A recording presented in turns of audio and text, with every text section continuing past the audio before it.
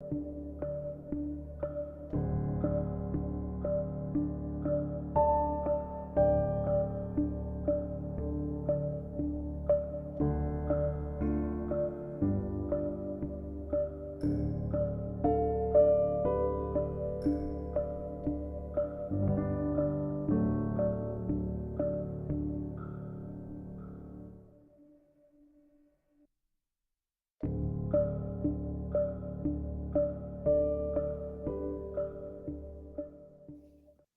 everybody.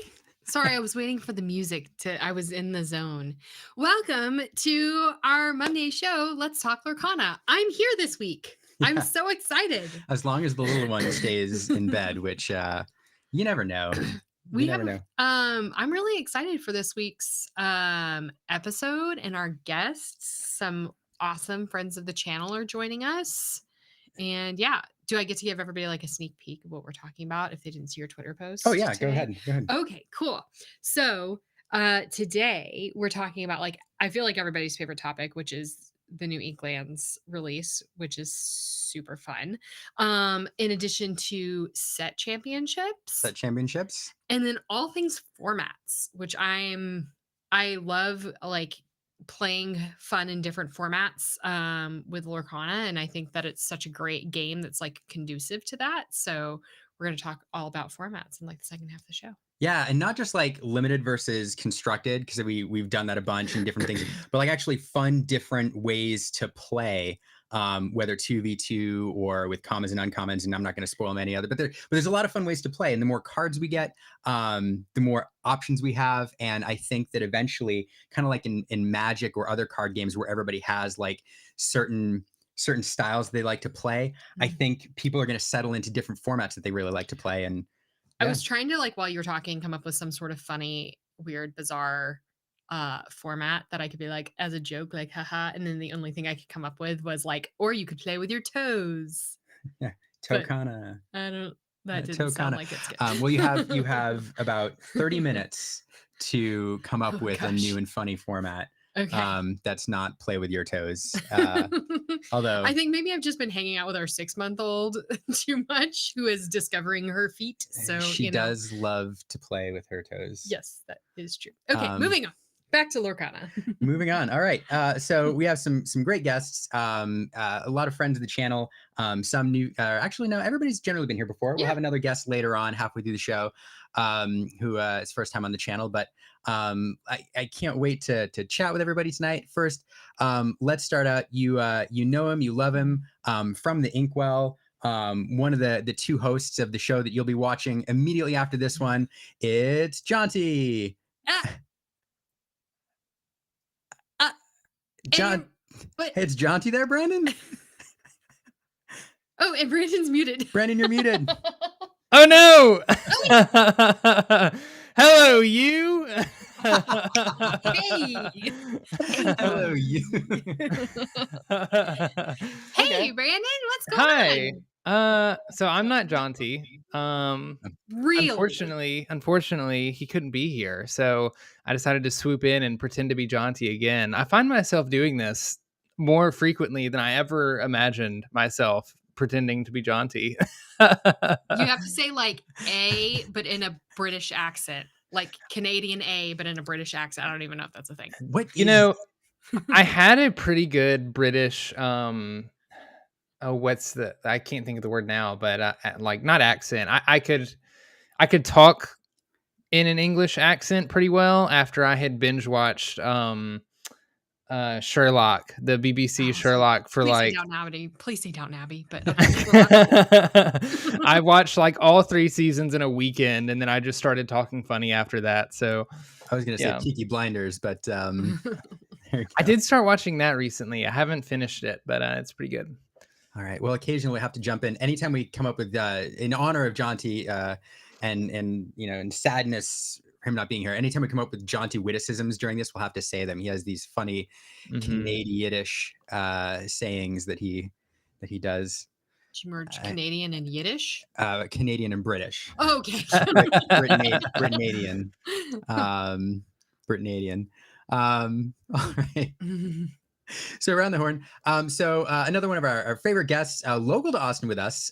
It's Marco Corral from Game Castle. He's the organized play manager and a judge at Game Castle. Marco, welcome. Hello, everyone. Super happy to be here. Hi, Marco. That is, I've never seen that jersey before. What is that? Have we seen Oh, that? We did. He and Olena were matching on Inkland's release day because he was in his Mickey jersey and she was in her mini onesie. yes. Look, This is a That nice was good. Mickey Mouse like hockey jersey. love it, love it. Sport it, Yes. sport What it. is- Very nice. What very is the nice. significance of 28 with Mickey? I wonder. I'm guessing it's like 1928, like Steamboat Mickey, I Mm. think. Uh, I'm not sure. Jaunty, correct us if we're Jaunty would know. wrong. He would. If Jaunty were here, Jaunty would know. He is in the chat though, so it's about to. Yeah, he's about to right. drop some mad Disney trivia on us. Oh yeah, but I love the way it looks. We do too. It's very nice. All right, and rounding out our square here, so it's nice and even, and it's not going to tip over on us. Another big friend of the channel, Nicholas Rausch. Nick, Hello. I'm also not jaunty. next week we're just gonna have all the guests put in their boxes. Not jaunty. Not Jaunty. jaunty. Yeah. Also not jaunty. Frowny face. For those who don't know, Nick is it's weird using the term like pro player, but it's the best like I can come up with right now, even though there's no pro tour. But very, very good player, constantly topping tournaments, and just a great person to follow. Follow him on Twitter. People should follow you on Twitter, Nick. I appreciate the plug. Thank you. Pro's definitely not the right term. At least not now. Yeah, You that's just say true. competitive player is fine. Competitive player, top tier competitive player. And here he is, boom, with the knowledge. I was right. Yep. We're stuck here where we can't Google, but I'm sure Jonty knew that off the top of his head. I'm sure he absolutely did. Jonty knows all things Disney. All right. Hey, well, this is gonna be a fun week. Yeah, we're gonna talk about Into the Inklands a little bit. Before we get into formats. I'm really excited. I did want to start. Sometimes, and I'm sure the same is true for all of you. You know, we're all in these different Lorcana social networks. You know, whether it's networks of choice. I know some of us don't go to the dark Facebook place. Some of us are on Reddit. Some of us are not. You know, Twitter is most of us here. But sometimes I see news pop up, and I want to highlight it because I think it's fun. So I grabbed some pictures this week that I just really wanted to highlight. Not this. I was like, that is Not our post this. about. This is the one. I have four kind of pictures I wanted to highlight. I got all these from Facebook. This I thought was fun. This is John Grant making a random stop in Indiana at a game store. For those who, you all, who knows who John Grant? I don't want to put anybody on a spot, but so I don't talk the whole time. You all know who John Grant is? Yes. Yep. I do, yeah. Of course. Do you want to highlight it to the audience? I don't. Yeah. Isn't he over the organized play stuff? No, yeah, absolutely. He's the organized play lead. We kind of talk about, everybody knows like Steve Warner and Ryan Miller, and I made this joke at Gen Con in front of Steve, and I was like, hey, between you, Shane, you, Ryan, and Shane, I think of you all as the three, the three amigos, like the three musketeers of Lorcana. And he's like, and Steve looked at me and he goes, he's actually, there's a lot of great people working on Lorcana. I don't want to, say that anybody's more important than anybody else, but he said, but really, I would think of it as the four horsemen. You have to throw in John Grant as like the fourth big name. Are they bringing the apocalypse that is Lorcana? The implication of that? To take over all other TCGs. Dun dun dun. But anyway, John is not often like in the limelight, I think, kind of like some of the others, and so I thought it was fun that he popped in the store, and I thought we would highlight him because he's great. Hollywood movies and games. Interesting. Yeah. No, just another fun little story. I love this. This is a fully edible cake, including like their plastic card sleeves, like edible plastic on those cards. So shout out. What? Yeah, I Oh know. my goodness. Shout out to Liz Kunkelman for making this amazing cake for their league tournament. I'm just imagining this popping into my league. Marco. Wait, Marco, get on this. You know what? I need to get onto making some cakes. I need to get onto like some baking classes because There you go. that's just above and beyond, and I'm all for it. Jonty pointing out that John has very dry humor and shouting him out, and something about a Brit talking about dry humor is, I love it. Very on brand. Yeah, Jonty's humor is so dry too. I can't wait to see the two of them together. I'm sorry. Back to the cake. Back to the cake. Yeah, so, fabulous cooking. All right. Fun cake. This I wanted to point out this lovely post. Shout out to Julie Wallace celebrating her 18-year wedding anniversary. And her and her husband have rebranded this as the Lorcana anniversary. So take note, everybody. 18 years is the Lorcana anniversary. Can I just really quickly, and I don't know if this is the next picture, but a Lorcana post I saw this week, and I would like to know where this was. Some husband, his wife was going into labor, and he bought her a full box of Lorcana. And let me tell you what I did not open up at the hospital 2 weeks after the game came out. I was like, okay, that is, for those of you out here who know what a push present is, that is like the push present of all push presents.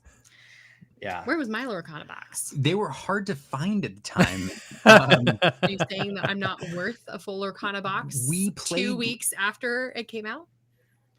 So the next picture. I have a lot of stats. So anyway, thanks. Congratulations to Julie on her and her husband's 18-year wedding anniversary. Congratulations, the Lorcana Julie. anniversary. And lastly, I thought this was fun to highlight. For those who don't know, we're working with some folks on Junior Lumineers project, sending free Lorcana cards to kids in schools, play clubs and all of that. Stephanie Phillips, who's kind of running it, 6 days ago, got her first box in. This is somebody who follows us on Twitter and whose name I should have had up here, but I don't. Speed Racer. I don't have her name up, but Gilbert, thanks so much for this. I think these are going to be repackaged with some other bulk that we have. And I think the first stop is a Girl Scout troop who requested, I think, 8 decks for their troop to learn how to play a TCG. So I think that's where these are bound. So for anybody who's interested, this is a program we're working on, and send us a note and we'll connect you with the organizer. All right, that's our news roundup from Facebook. Does anybody else have any lovely Lorcana news from this week that they saw out and about? No. Nothing that think comes of to mind, anything. no. Well, you never know. I thought I'd just give you all the opportunity. Oh man. So I thought it would be fun before we talk, because I do want to talk about set championships like quite a bit. When was up? I do want to talk about set championships, but first I thought it'd be fun. We're like a week or 2 weeks now into the Inklands meta. Things are changing. We've had a bunch of tournaments. I want to know, I'm kind of curious for everybody here. What are the decks that you are, what is the deck that either you're playing right now and you're super excited about and you're trying to take to the next level, or that you're excited to build? What is standing out to you right now in the meta? So for me, fun fact, I'm not only a judge, I'm a really avid player. As my pin collection can attest. I have 0 pins, so I'm We'll get you some. So for me, I'm so excited to play with the new cards. I'm in between 2 decks. So Emerald Steel, that's the first one that I'm close to finishing. I'm missing one more card, and then I'm also trying to build Sapphire Steel. I'm really in between those 2 decks. So I think they're going to be in the top of the meta, or at the top of the meta. And I'm really excited to play with those cards, especially locations. Locations are so powerful. I like both those decks. I don't know. I don't even know what I'm building yet, but so I'm going to tell each and every one of you that I love whatever you say, because I haven't picked a lane yet. Well, I've certainly picked a lane. I'm Amber Steel till someone proves to me that it's not the best deck. If it was the best deck in set 1, not quite the best deck in set 2, but it was very close, and I think it's far and away the best deck in set 3. So I'm ride or die Amber Steel until someone proves to me that it's not the best deck.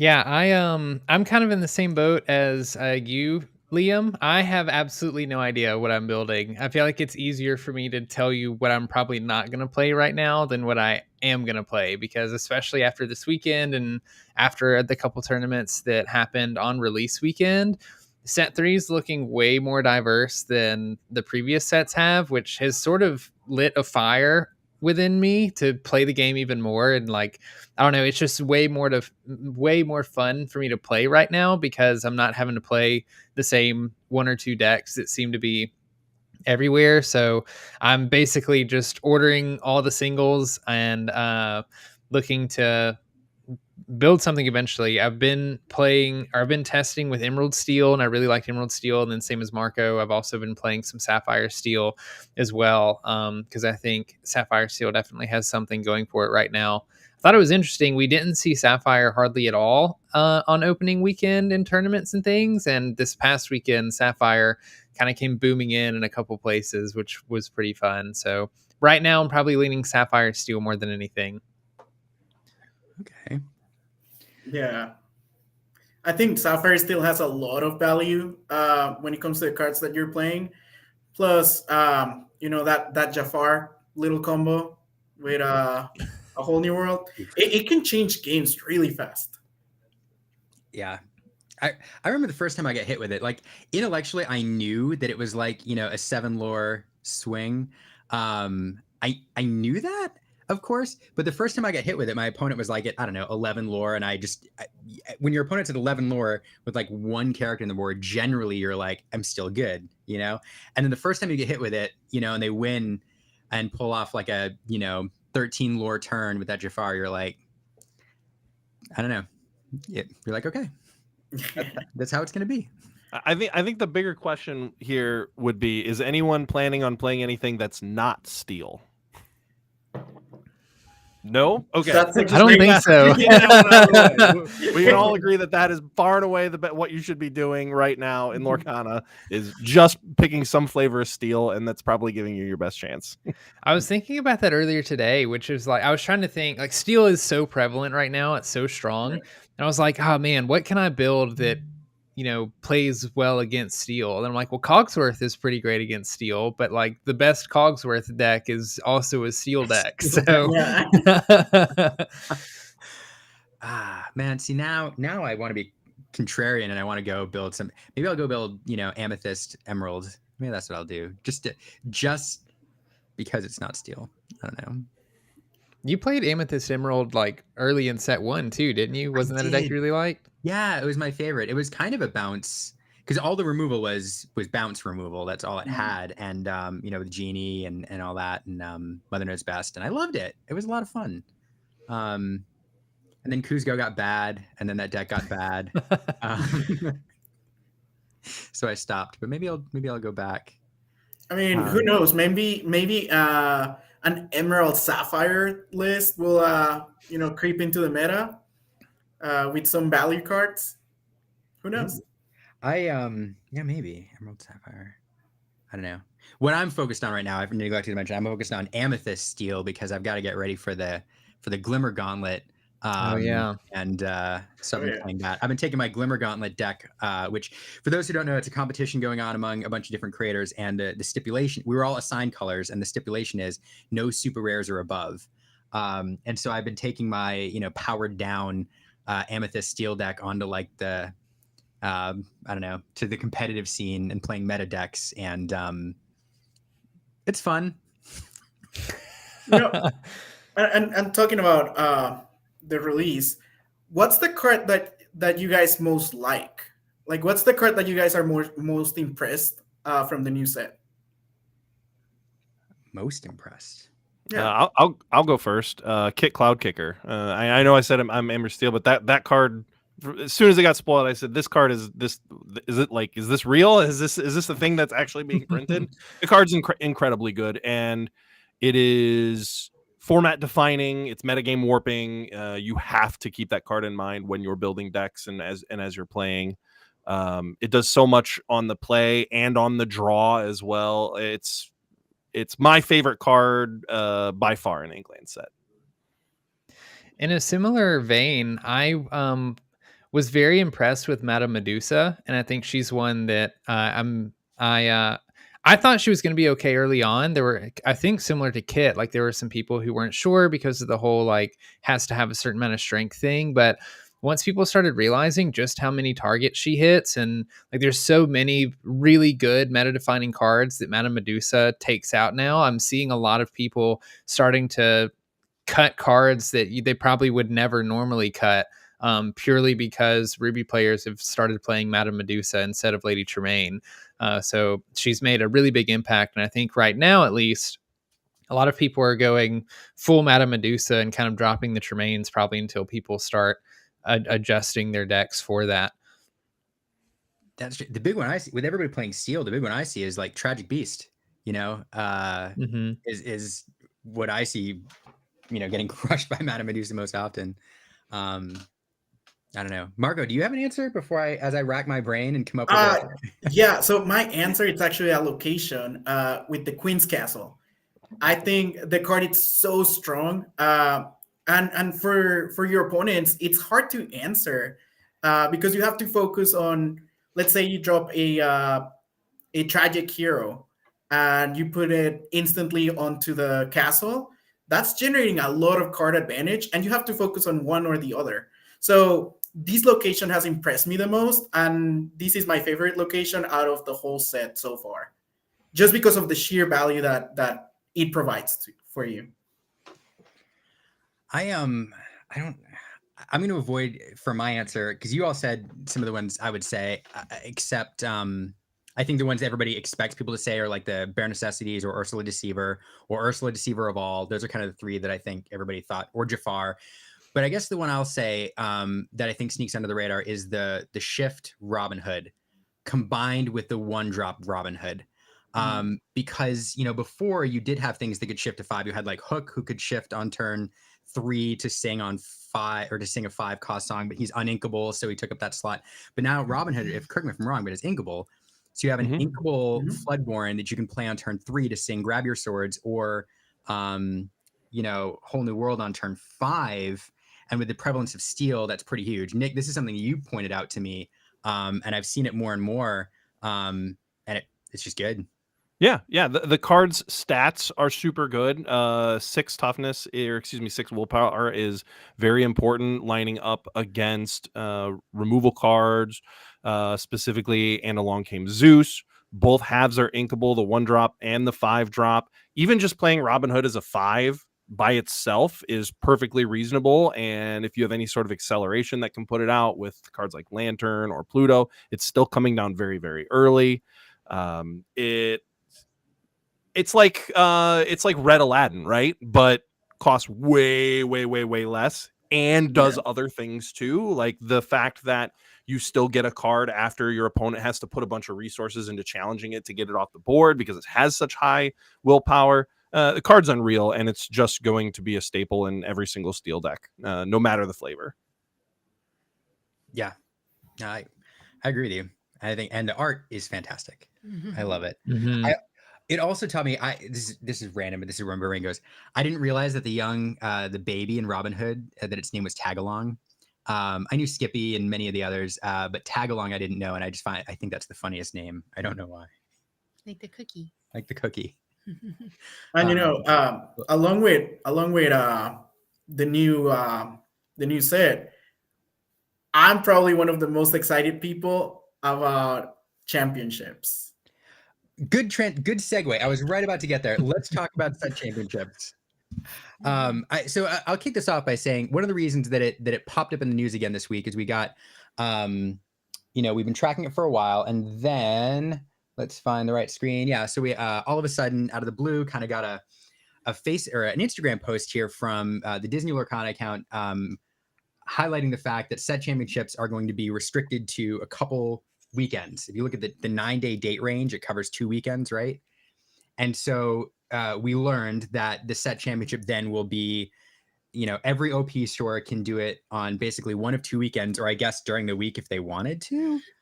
And, they have to apply for the kit, by a certain time.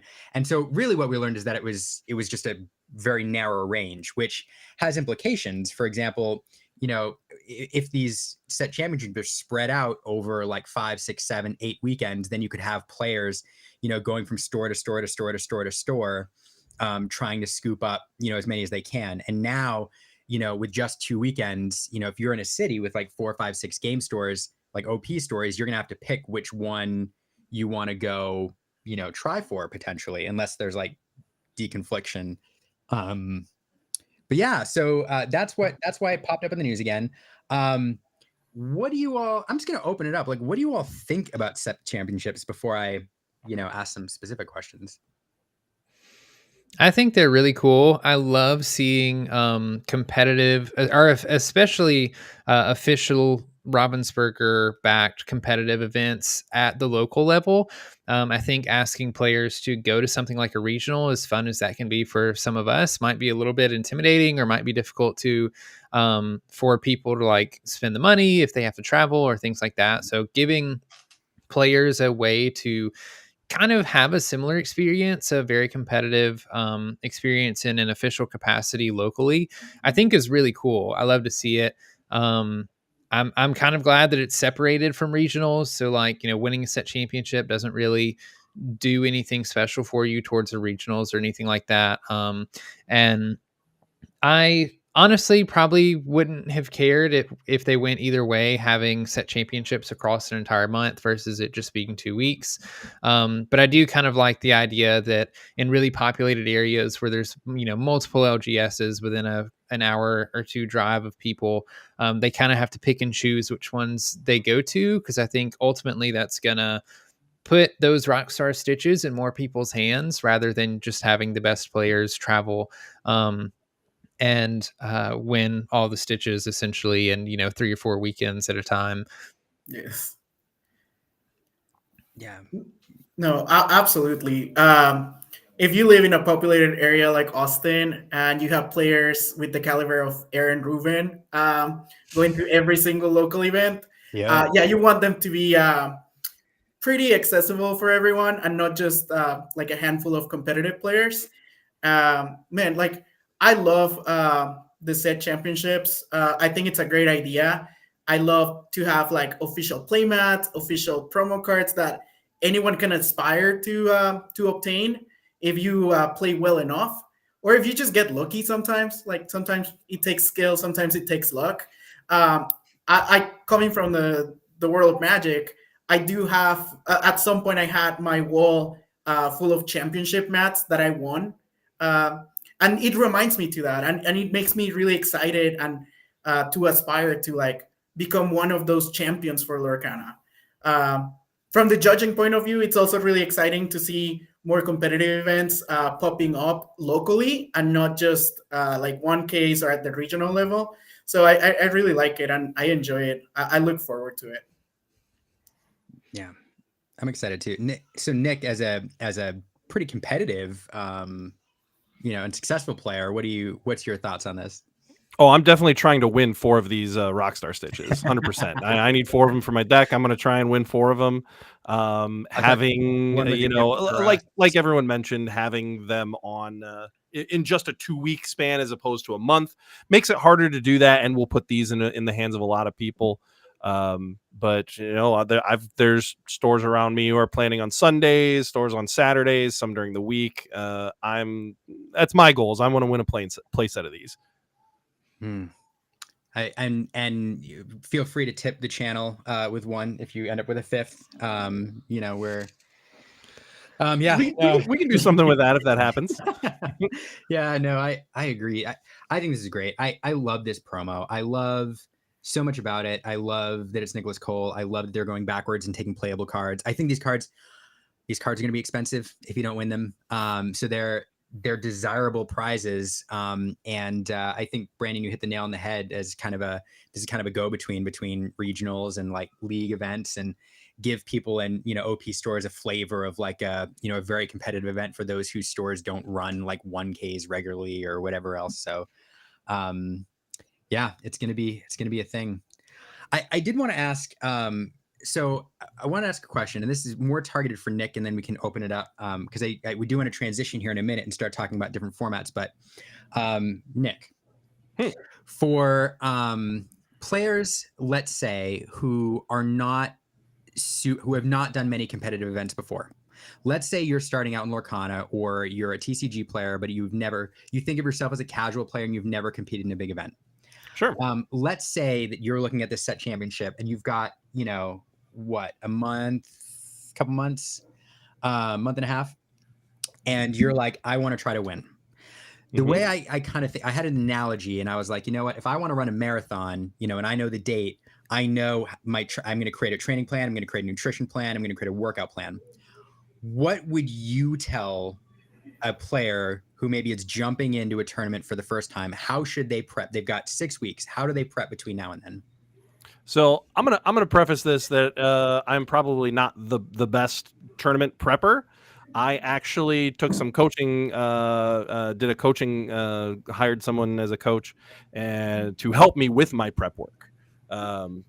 It's definitely not my strong suit, but so what I would say is 2 things. 1, play games. Like, there is no better preparation than just jamming games, getting a feel for your deck, understanding your matchups, and have a purpose for playing. Like, have things that you want to specifically find out, whether it's how a matchup goes, how good a card is. When you are practicing, don't just go in and I'm just going to play a bunch of games. You'll learn things that way, but try to have specific targeted things you are trying to learn in each session. And then the other thing is talk to other people, not just playing, but thinking about the game, talking with other people, particularly those who are better than you. That's another way that you're going to get better. Pick their brain. People are very, very passionate about this game, and if you approach them and ask them questions, they will talk your ear off. I'm definitely one of them. So those 2 things, just interacting with people, and then 2, playing the games. I mean, it really is as simple as that. I can add a little bit to it. One of the most important things for new players or more casual players that are trying to go a little more competitive, don't be scared of losing. Losing will teach you everything. Losing to better players will teach you what you are maybe not doing that they are doing. Maybe the cards that they're playing in comparison to the cards that you're playing. So one of the things that I would recommend is just don't be scared of losing. Losing will teach you the most. Yeah. I found that I learned more from losing a game than winning a game. So I think like the main thing is just don't be scared of losing. Losing happens, but it teaches you a lot. Yeah, try to learn from each one of your losses. Look back and say, why did this happen? Why did I lose? Are there things you could have done differently? Even asking your opponent after, if you lose a match, asking, hey, what do you think? Could I have done something differently? Why did you make these plays? All that will definitely help. Yes. Brandon, any thoughts before your last word on this before we hit our transition? One other thing I'll add is watch other people play, like watch really good players play. There's plenty of tournaments that happen where they're live streamed. There were a couple this weekend that the Illuminateers casted very well. You can go and watch professional players play. And then like one thing that I like to do is if you can see their hand, ask yourself what you would do in their scenario and then see what they do. And then if it's different than what you would have done, ask yourself maybe why they decided to play the cards that they played or ink the cards that they inked instead of what your line was. And you can also sort of learn that way. If you're not able to play as much, even just watching people play and sort of analyzing their play can help you learn and become a better player as well. I love it. All right. This is a great conversation. I always hate transitioning, but we built the show notes and we advertised it and we're going to move on because I'm really excited for the second half. We're going to transition to talk about different ways to play Lorcana. All the ways you can play ish. I don't know. I brainstormed a few. So the thing about TCGs, of course, there's the standard way the game is designed to be played, which is usually a one-on-one format. But players are nothing if not creative and full of ingenuity and are constantly coming up with ways to play Lorcana in ways that they may enjoy better than the 1v1 format, or maybe just in different settings. And so I think since the game was announced, people have been like brainstorming different ways to play this game. And I want to talk about some of them because I think, for families getting into the game, for more casual players, for people who are looking for a break from like the one-on-one tournament scene, some of these can be fun. And some of them may be officially sanctioned events or formats in the near future. So to help start us out, the first format I want to talk about is a 2v2 format that we love, Two-Headed Hydra, but I don't want to talk about it because I talk too much. So I want to bring in another guest, brand new guest to the channel, Eric Highland. He's a Lorcana player with a bit of a game developer background. And Eric has been somebody who's been championing this, like playing this format actively, championing this format. Eric, you have kind of I know you've got a rules document that you reference where you're kind of keep track of it and are kind of trying to spread the word about this amazing format. So first, welcome. Thanks for having me. Yeah, I'd love to turn it over to you to kind of introduce yourself and then to talk about this Two-Headed Hydra format that we both love. Well, as you mentioned, I have a little bit of a game developer background. So when I was seeing all the one-on-one games and a few of the people at my locals are just like, I wish more people wanted to do multiplayer. I mean, I'd occasionally sit down for a 3-person free-for-all, and it just plays different. But it was made with multiplayer in mind, so why not try to bring Two-Headed Giant into this? And then you and I got into contact because we had a little bit of concurrent design going on here, where there was Two-Headed Dragon that had kind of moved into Two-Headed Hydra, which is also what I ended up calling mine. So we were talking. It makes sense. Yeah, it does make sense, especially with the new Hydra card that came out, which Yeah. I love that Hydra card. I put it into a deck that's all about hurting itself and winning. It was weird. Grandpappy. Fun stuff. But anyways, the Two-Headed Hydra format, the difference between the way Illumineers was championing their side and mine was they were doing each head has 20 lore. And I was going with you have a shared pool of 40 lore. Those are the main big differences. And they each come with their own strategic depth to them, because in the one that I was doing, you'd find where you could partner more with somebody on a, hey, we're working together. I know your deck's not really helping you right now. Let me shoulder it for a bit and move forward while you get caught up. But on the other side, in the 20 and 20, you're able to actually help that other person learn the game better, so that you're not carrying them across the finish line. It's a lot better for the beginners. Yeah. So what we had come to the conclusion that is like, it's both Two-Headed Hydra, but let's just call it Heads format and Hearts format, which I love so much. The one note on this format that I love, Eric, I love how the way you designed it, where players take turns simultaneously. Like, because that does two things. One, it results in these really interesting interactions where as a team is going, one person can challenge, and then the other person can heal their character with a coconut basket, and then the first player can do something and the second player can do something, and you can sequence your actions in a really neat way. And also, you don't run into one of the problems in Lorcana that I think in multiplayer is because there's no interaction on each other's turns. In a 4v4 setting, or when each person's taking their own individual turn, you take your turn and then you kick your feet up and you wait for 3 other players to go. So you're only ever actively playing like 25% of the time. But when a team takes their turn simultaneously, now it's 50-50. And when the other team's going, you're strategizing. And to me, that makes it so much more fun. And it's also a great way to teach people how to play. Even on the mulligan, because some people don't know which cards to get rid of, even in a multiplayer situation. Yeah. I was playing one where a guy had a discard deck, and he was like, this isn't looking good. And I was just like, well, this is what I've got, so let's work this out. This is what I plan on getting rid of. What are you looking at? And he at one point had a Prince John that you don't quest with that early on. You want that for that card draw. And I was just like, no, go ahead. I don't have anything else in my hand. I'm playing. You quest with him. I got Shield of Virtue. I got you. So he got us 2 lore. I popped him back up with Shield of Virtue and moved on with our turn. Yeah, I've also realized that 2-player or 2v2 player games lend themselves really well for families when you have a parent and a kid. especially with these being such a family-friendly card game.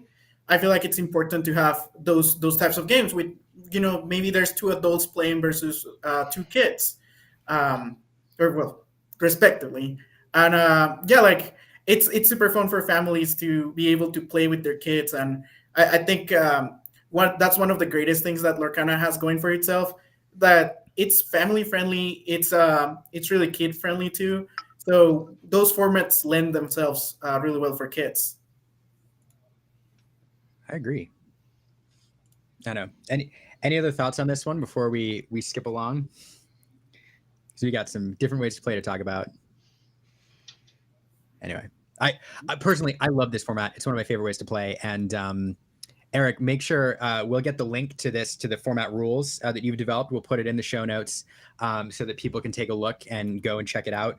As far as I know, that's the first place that's like actually documented them as a rule set that you're working on and that people can reference and stores can go take a look at. So I love it. And I'll put this out there, anybody watching.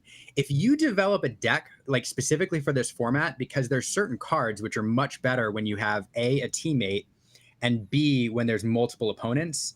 So if you design a deck specifically for this format that performs really well, send it to us. We want to see it because we're curious. I really want to know what people are cooking up for this format. I don't know. All right, let's move on. This is the only one that I have a really good name for. I call this one Color Wheel. I don't know. Marco, this is a format that you like. And I know you're talking about doing an event for. Why don't you explain this one to us? Okay, that one's really easy. So 3v3 Color Wheel, it's a team trios event or format. So it's essentially it is 1v1 games, but each color combination has to be represented along the three teammates. So one of the teammates has to play one of the color combinations, and so on and so forth. So let's say I play Ruby Amethyst, then my teammate has to play Amber Steel, and then my third teammate has to play Emerald Sapphire, I believe. Yeah, Emerald Sapphire. Let's say just that. So that all six colors are represented within the teams. So you're playing 1v1 games, best 2 out of 3 games, and then as a team collectively, you're trying to win 2 out of 3 of those games. I don't know if that was too confusing, but it makes sense to me. So the 3v3 is your team and your deck composition for the colors, but you're going to go at the actual one-on-one wins and then figure out who the winning team is. Yes. Yeah, your team has to essentially win 2 of the 3 matches for you to record the round win or whatever. Yeah, and I really like this format because it makes it so that the metagame is not boring. Because as a team collectively, you have to think which decks you're bringing into the table. You have to yes, maybe you bring one. Oh no, Marco. We're still. Can you guys? Yeah, you dropped. Yeah, and you're back. Can you hear me? I don't We know. got you. I got you, Marco. Am I back? Yeah.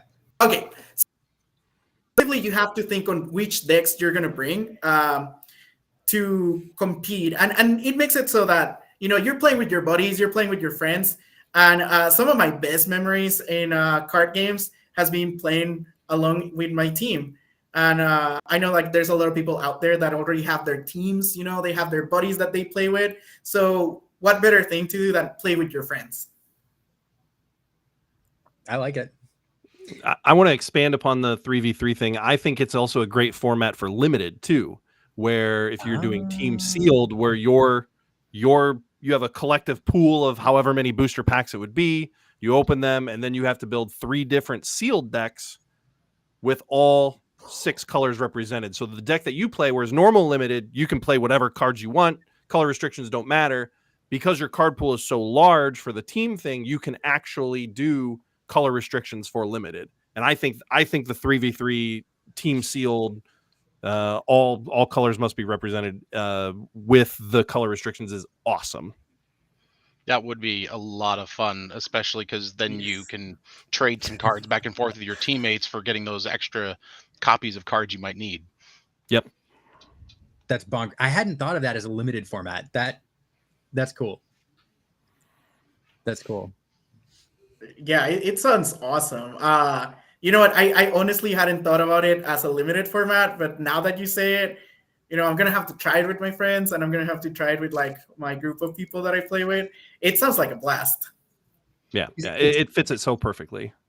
Well, and it's like instant stress. Like you have to take the fact that you have to like in a short amount of time take a look at the card pool and figure out the optimum like card color pairings based on the draw, and figure out who gets stuck with like Ruby Sapphire or something like that. Yeah. Hey! Don't badmouth Ruby Sapphire. I love that combo. I do like the starter deck. It's a good combo. I don't know. I love it. That's good. All right. Brandon, any thought? I feel like you got talked around. No, it's like I don't think I can say anything more than everybody else has said. It sounds super fun. It would be awesome to do. We should next Glimmer Gauntlet. Yeah. That's all right. I forget what I put in this. There's this Jumpstart. Okay, this is an interesting one. Jumpstart. Actually, you know what? Why? For those coming from Magic, anybody want to explain this one? I don't know. When you say Jumpstart, is it the one that you open the packs? Yeah. So yeah, that's the one. So I not to belabor the silence. Somebody was doing this on Facebook a while ago, and I loved it because I think it's a great way to teach people to play rather than just using starter deck. In this, Magic did this thing where you open these packs, and each pack had like 15 cards in it of a specific, or is it 30? 20. It was 20. It was 20 cards, and it was designed like a little mini, like one color deck. And the idea was you take any two packs, there's like 15 or 16 different like mini decks, and you smash them together, and you might end up with like unicorn dwarves or, aggro zombies.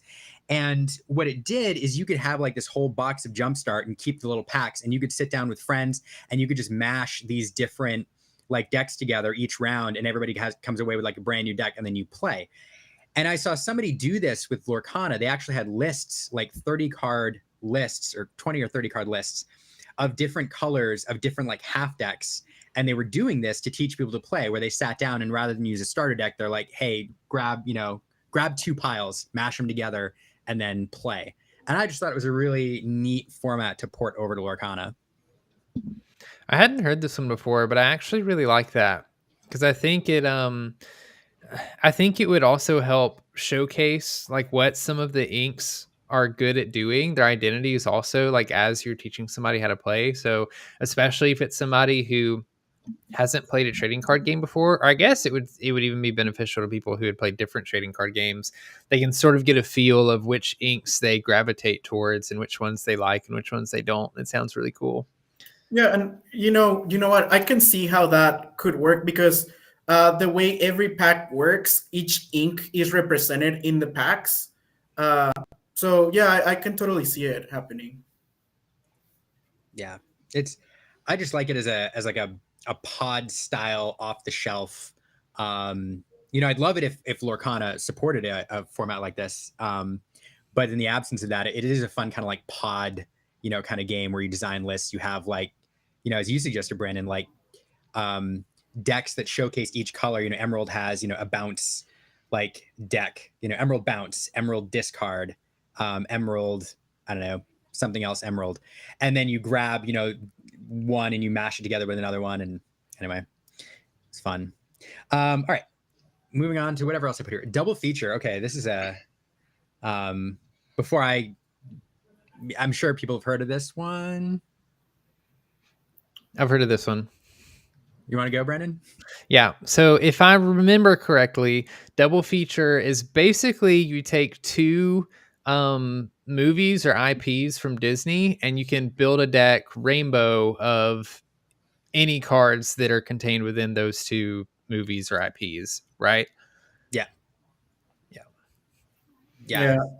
I actually heard it with a different name, but it's exactly the same thing. The one that I heard was director's cut. Yeah. That's another one. The reason I like this format, I think, casual, I think is going to carry Lorcana a long way. Like both competitive and casual play is important, but we've seen in Magic, there's a huge casual scene in Commander, and that's what they love to play. And oftentimes it's not super competitive. People just want to go have their deck do like fun things. And even if they lose, if their deck does the fun thing and they get to like play out some sort of, flavor, they have a good time. Even if they don't win sometimes. So the fun thing about this format is people can, pick their favorite franchises and put them together and kind of play it out, flavorfully. The reason I think double feature though is fun, as opposed to a single franchise at this point, because you can do this with a single franchise. There's a lot of them now. You could have a whole Frozen deck, I think, and Peter Pan, and there's a whole bunch. But the reason I like double feature is it does give you a little bit more design space. Whereas if you did a Frozen deck right now, it would be very much like every Frozen card, minus maybe, I don't know, a couple Kristoffs or something, that you leave out. But with double feature, you can pick two franchises and kind of like, build something that is a little more cohesive. It doesn't limit the card pool too much. I don't know. Yeah, I don't know if you have it in your slides, but there's another format that I've heard that it's also very casual, that it's heroes versus villains. So you have a player represent heroes, then you have another player represent the villains, and you can just mix and match heroes and villains in your deck. So heroes versus villains, it's another casual format that I think it's gonna be popular as more IPs get added into the game. Yeah. We did not coordinate that at all. Oh, What's funny about this is too, there are certain villains, I think now, and certain heroes where you could do whole decks right now. I haven't done the math, but I'm willing to bet, if anybody in the chat wants to do it quickly, I'm willing to bet you could do a Peter Pan versus Hook deck right now with Hook's Henchmen and then with Tinkerbells and Lost Boys. Mm-hmm. That's what I was going to say about the double feature. Even just a single feature deck, I think is something that will eventually happen, just because this past set especially, we saw so much synergy around Peter Pan and the Lost Boys. It's like somebody really likes Peter Pan at Ravensburger, it seems. And there's cards that I looked at and I'm like, I don't think I would ever play this card outside of a deck that explicitly was a Peter Pan deck. And it makes me think that maybe that's something they're thinking about. I don't know. I think that would be cool. I also thought, this is like a shower thought I had the other day. It was kind of similar to this hero versus villain thing, but instead, like there's so many allies and everybody is, I always see people bring up Commander, right? Like Commander for Lorcana, but I thought it would be really cool to have like a main hero or a main villain that your deck is built around, and then like you fill the rest with allies. So like you have, it could be whatever hero or whatever villain, and that would be your like commander. It doesn't have to work like Commander, and all of this was not fleshed out in my thoughts, but I thought there's so many like allies you could basically like tell a story or have like a main character, for your deck. So I can help a little bit about that on that idea. So I've been toying with the idea of a format called Shifter, where you choose a shift character as your main like hero, right? And you have access to it at all times, but you have to shift it in order to play it. So as we see more cards being added, we will be able to shift onto those cards. So maybe it is similar to Commander in Magic, but in Lorcana you will have to shift. So Marco has got like 50 copies of Morph that he's trying to drive the value. So it's funny that you keep bringing up the Commander thing and you mentioning the Shifter thing, because it's actually another one that I've been working on, that I've been trying to get some more playtesting on. It has a much bigger name because it just sounded fun, which was the Grand Floodborn Symphony, because not only do you have this leader character, but you also have a theme song.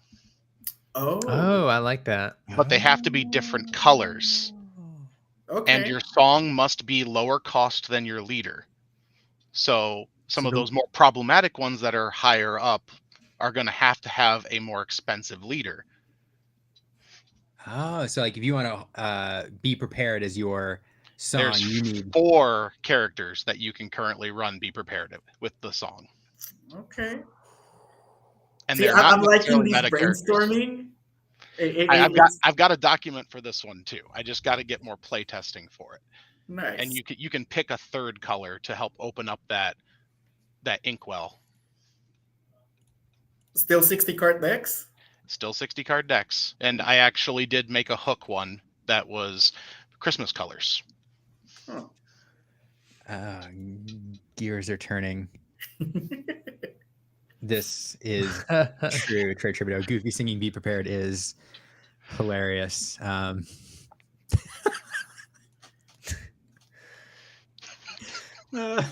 can't get that out of my head now. I think there's a lot of formats to be explored. I think there are both competitive and casual formats that are definitely in the works and that people can try. I don't know if you've touched on it yet, but commons and uncommons. That's another one. You're trying not to say Lorcana. Yeah. Well, you know what? I actually have a different name to it because I don't. I would love it I do as because well. I don't like the connotations of this. Yeah, well, I'm calling it bulk kana. Street Rat. I like officially Street voted Rat. for Street Rat. I like Street Rat. I've heard that Street Rat, before. That's what yeah. I call it. Oh, you two are. That's brilliant. I like that. I had heard somebody say like keep calling it Popper, like because the Prince and the Popper, like the Mickey. Yep. But But I do like Street Rat better. That's so fun, and because it already has a mascot. Mm-hmm. yeah, and the one of the things that I like about that format is that a lot of stores have bulk available for people. And let's say you absolutely want to play some games with your friends, you can just like grab a few cards from the bulk pile and you can play. Like it takes nothing for people to just grab a few bulk cards, throw them in a deck, and play with their friends. I love it. Yeah, that's a great point. And having like one of my favorite formats in Magic is Popper. I have like 5 decks, over there. Most of which have probably rotated out of the meta by now, but they're fun. Because there's a meta to it too. There is a meta game as new sets come out. It does change the meta. Commons come out, which warp it, and there's a ban list and all that. So it's, it sounds like a lower powered way to play, but actually over time, you can develop some really awesome synergies, in the common and uncommon, rarities, and it actually is a ton of fun and accessible. I don't know. Yeah, our local league actually. So we do rotating formats for our league events, and one of them every single month is Street Rat, and people love it just because of how accessible it is. And it's you might think you're sacrificing a lot of power level when you're building decks for Street Rat, but you're really not. The decks can be quite good.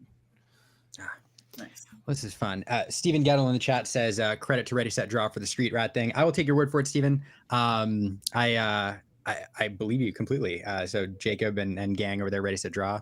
Maybe you came up with that. I would talk about this all day, but I know one of our members, one of our panelists here has their own show to get to. And so we can't stay too long. Not going to say who, but Jaunty, if you want to, we'll go around the horn real quick and, allow everybody to give any final thoughts, on the show, and then talk about how people can follow you, and then we'll say goodbye. But, Jaunty / Brandon, I'll start with you. Any closing thoughts for the show, and then how can people follow you?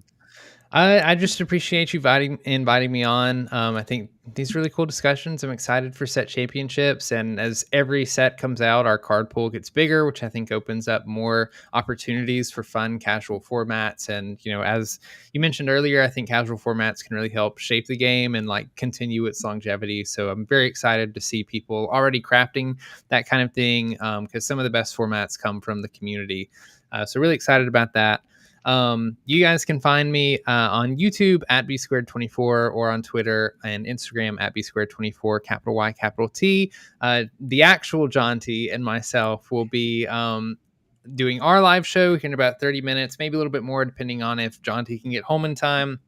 Over on his channel at the Inkwell, I believe. So come hang out there after this one. Fall asleep to it. We go a little bit late. That's okay. But yeah, appreciate you having me on. Always a pleasure. Always a pleasure. I guess we'll go in order of people we invited on. Marco, I'll turn over to you. I'm really happy to be invited as always. I enjoy our conversations. I enjoy meeting new people and meeting all the celebrities. Well, I feel like you guys are all celebrities. I see all your YouTube channels. So for me, you guys are celebrities. Can I do a super quick plug? Yeah. Okay. So if you're in the Central Texas area, on the 30th, we're actually going to run a Team Trios event here at Game Castle Austin. So if you're interested, if you're, in the Central Texas area, grab some friends, throw some cards together, come and play Team Trios. That will be March 30th. Brandon, the drive isn't that far. It's like 6 hours. That's not that far. It's only 6 hours, Brandon. And then everybody can find me on all my social I might. medias. Hey, maybe we'll see. I have a place to stay, so there you go. And then everybody can find me on all my social medias as MTG Marco. Nick, any final thoughts? No, it's just great to be back on again. Is this a good time to plug what we did earlier last week? Yeah, please. So if you've been watching the Illumineers kind of player spotlight, deck spotlight series, Liam and I just got done recording one of those last week. So coming up very soon, you'll be able to catch me on the Illumineers YouTube page talking about the Amber Steel deck that I took down a case event recently with. It is pretty different than, let's say, like Brennan DeCanio's list that he just won this past weekend. And we take a pretty deep dive into the deck. But if you want to check that out, definitely do when that becomes available. And you can always follow me on Twitter at nroush1. That's the best place to find me.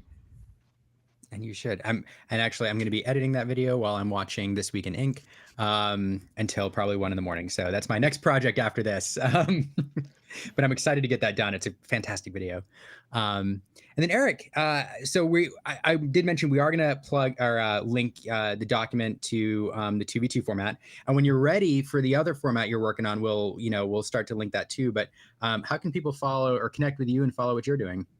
So my wife and I are actually a game design duo, Tank and DPS, at facebook.com. You can find us there. It's a mimic with its mouth open.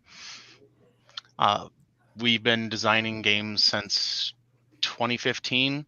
Have 2 smaller published ones, Fleecing Olympus, which is now out of print, and Istanbul or Constantinople, a little 18-card pocket game. That's a little math puzzle game. And many other prototypes that are creating a pile behind me. But I love the design space that there is in this casual formats, and got the Grand Floodborn Symphony that I'm working on. And then next after that is also a 3v3 mode that I'm wanting to call Cerberus. That is a Lorcana version of Emperor, but we don't have elimination, so there's some stuff to work out there. I love literally everything about what you just said. Including the They Might Be Giants reference.